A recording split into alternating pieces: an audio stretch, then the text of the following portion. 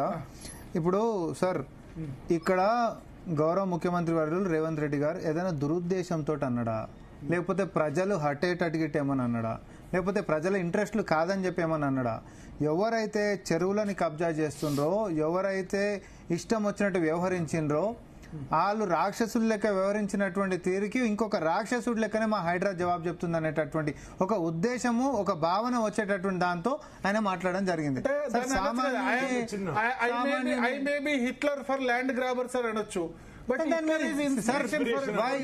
while addressing Hydra concept, the spirit of Hydra itself, దేని గురించి encroachers నుంచి, land grabbers నుంచి, తర్వాత వయలేటర్స్ నుంచి, చెరువులని ఏమంటారు మాయం చేసేటటువంటి వాళ్ళ గురించి తీసుకొని వచ్చినటువంటిది. ఇట్లాంటప్పుడు మనం ఏదైతే ప్రస్తావన చేసినామో ఆయన మాట్లాడినటువంటి దాంట్లో 4 కోట్ల మంది ప్రజానికం ఎవరు కూడా తప్పుపట్టలేదు. ఎందుకంటే ప్లేన్ గానే చూసిరు దాన్ని. 100% బీజేపీ బీఆర్ఎస్ రాజకీయం తెరిచింది. అయితే శ్రీధరన్ అన్నటువంటి మాట నేను ఒకటి ఏకీభవిస్తా సార్. ఎందుకంటే అది నేను కూడా ఇప్పుడు దగ్గర ఒక 12 సంవత్సరాల నుంచి మనం ఈ వేదికల మీద పంచుకుంటున్నాం. నాయకుల గురించి మనం మాట్లాడుకుంటాం, కఠినమైనటువంటి పదజాలు వాడతాం, కానీ దుర్భాషలు ఆడడం. రెండింటికి చాలా తేడా ఉంటుంది. మనం మేధావులు లెక్క కూర్చుంటుండొచ్చు, కానీ ప్రపంచానికి నేనే మేధావని అని చెప్పి భావించుకొని చెప్తే తప్పైతుంది. అది తప్పైతుంది. అదే నేను ఏమంటున్నా సార్, నాయకులు ఒకరి మీద ఒకరు మాట్లాడుకుంటే మ్యాండేట్ అనేది ప్రజలే ఇస్తుండ్రు. కానీ మనం టీవీలలో కూర్చొని ముఖ్యమంత్రి స్థాయిలో ఉంటున్నటువంటి నాయకులను దయచేసి అన్న ఇట్స్ రిక్వెస్ట్, నేను మళ్ళీ చెప్తున్నా, హెల్దీగా ఒక డిబేట్ పోవాలి. మీరో మాట అంటే మేమో మాట అంటాం. నేను హెల్దీగా ఒకటి మాట్లాడతా sir.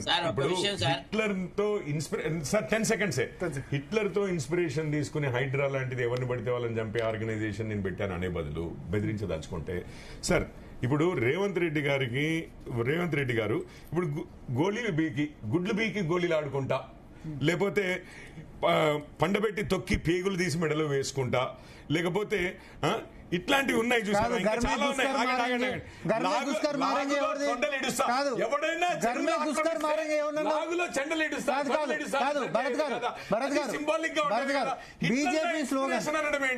BJP slogan Delhi ride జరిగినప్పుడు గర్మే గుస్కర్ మారేంగే అని ఎవరినన్నారు? అవును, అందుకే నేను కూడా మిమ్మల్ని గోలీ మారో సాలంకో ఎవరినన్నారు? అంటే ఎవరిని ఉద్దేశించారు? మరి ఈడ కూడా గద్దారు అనుకోనే, కరెక్ట్ చెప్పారు.